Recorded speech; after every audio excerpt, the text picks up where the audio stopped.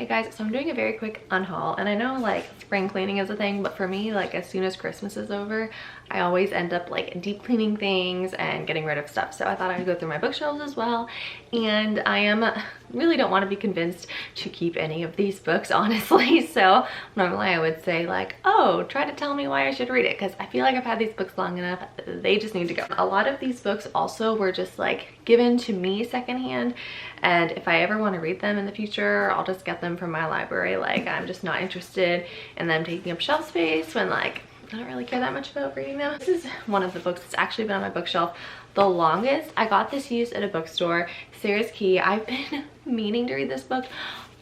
It's an embarrassing number of years, to be quite honest with you, and I've said I was going to read it so many times in those years and I never have. So this is one, maybe I'll try it on audiobook, or maybe one day down the line I'll decide to get it from my library, but as it is right now, I have no plans to read this and it just needs to go. I'm gonna go now into books that I've been given that I'm just like not really interested in reading. So I have 3 Cups of Tea, and my mom said this book was so good, and I believe her, but I don't know. This is another one I might want to try an audiobook in some not too distant future, maybe actually soon. Maybe I'll try it on audiobook, but I don't think I want to read it. The Da Vinci Code, just I thought I would want to read it at some point, but no. Midnight in the Garden of Good and Evil. This book takes place in Savannah, if I'm remembering this correctly. Glass Castle, this is probably the one I was most interested in reading, but I don't know.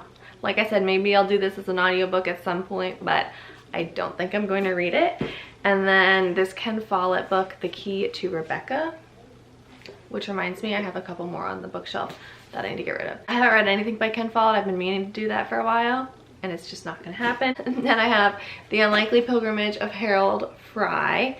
This sounds really darling, but I just got too many other books I'm gonna read. I don't know when I would ever get to this. And then this is actually what I'm just gonna get rid of for Nathan, The Expectant Father, The Ultimate Guide for Dads to Be. You know, we've reached that point.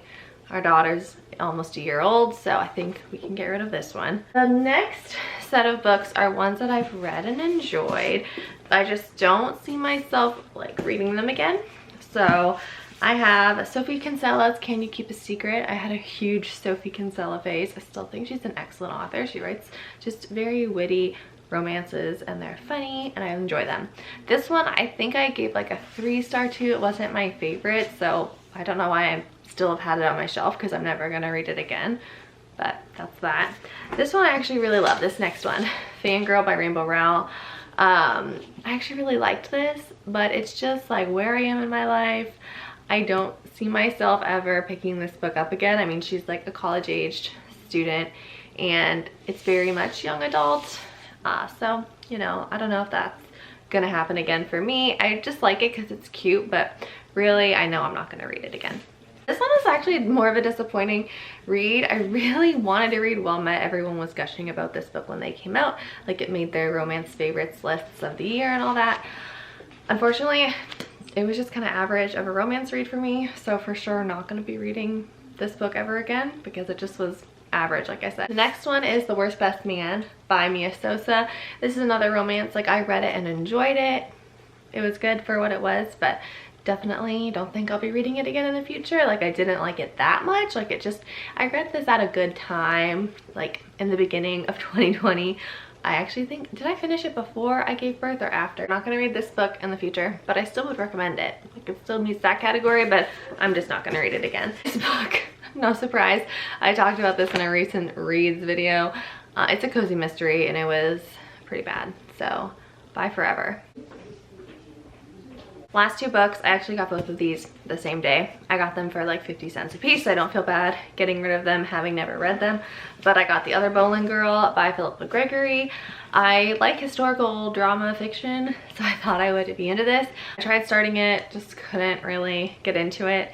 And it is a very long book, so If I'm not feeling it, I'm not feeling it. Of all the books on this list, I feel like most compelled to read this book eventually is Ken Follett's The Pillars of the Earth.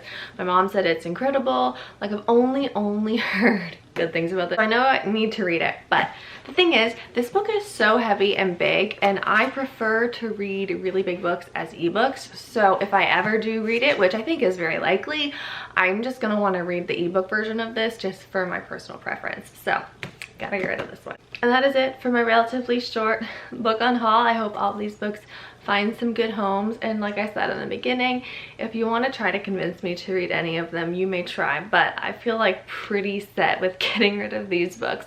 But thank you so much for watching, and happy reading.